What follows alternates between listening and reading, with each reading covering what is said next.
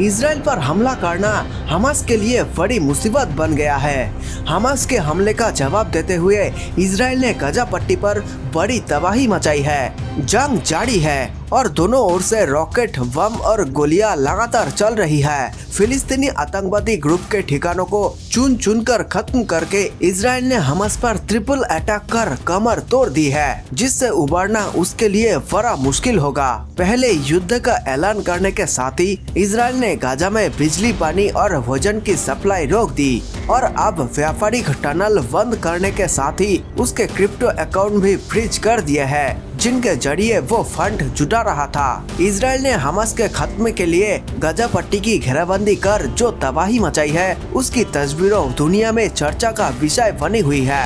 बीते शनिवार को ताबड़तोड़ 5000 रॉकेट दागते हुए हमास ने इस युद्ध की शुरुआत की थी और अब लग रहा है कि इजराइल बदला लेते हुए इसे जल्द खत्म कर देगा। गजा पट्टी में हर ओर चीख पुकार, मातम और धुएं का गुबार ही नजर आ रहा है। इस बीच इजराइल डिफेंस फोर्स ने जानकारी शेयर करते हुए बताया है कि देश के अंदर घुसे हमास के 1500 आतंकियों को मार गिराया गया है।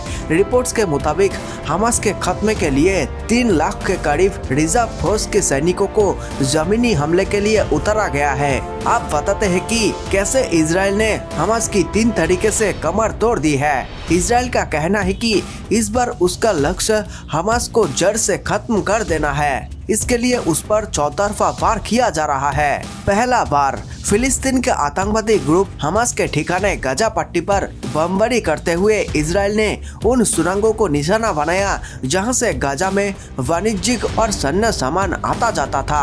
CFR की एक रिपोर्ट के मुताबिक यह सामान इजिप्ट की ओर से आता है। हालांकि 2013 में इजिप्ट के राष्ट्रपति अब्देल फतेह अल सीसी की सेना ने अपने क्षेत्र में प्रवेश करने वाली अधिकांश सुरंगों को बंद कर दिया था, जबकि उसने सिनाई प्रायद्वीप की सीमा पर स्वघोषित इस्लामिक स्टेट की एक शाखा के खिलाफ आतंकवाद विरोधी अभियान चलाया था। फिर 5 साल बाद यानी साल 2018 में मिस्र ने अपने सलाह अल दिन बॉर्डर पर से कुछ वाणिज्यिक सामानों को गजा पट्टी में प्रवेश करने की अनुमति देना शुरू कर दिया। रिपोर्ट के मुताबिक साल 2021 तक हमास के कथित तौर पर गजा में आयातित मिस्र के सामानों पर टैक्स के रूप में हर महीने $12 मिलियन से ज्यादा की वसूली की है। इस हिसाब से देखें तो उन्हें इस सुरंग से सालाना लगभग $140 मिलियन से ज्यादा की रकम टैक्स के जरिए मिल रही थी।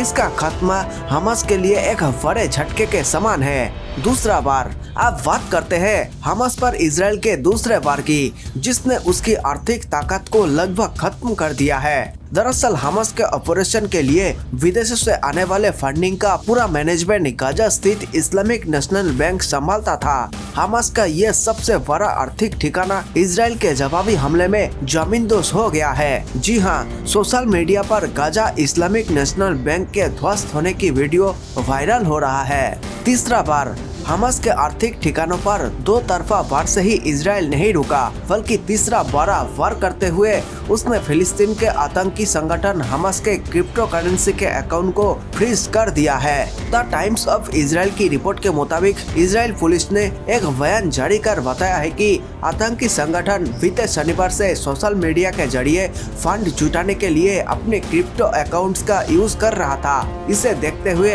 हमास के क्रिप्टो अकाउंट्स को इजराइल पुलिस की लाइव 433 यूनिट की साइबर ब्रांच ने निष्क्रिय कर दिया है। रिपोर्ट की माने तो क्रिप्टो करेंसी एक्सचेंज वेनेंस ने भी हमास आतंकियों के क्रिप्टो अकाउंट का पता लगाने और उन्हें बंद करने में मदद की है।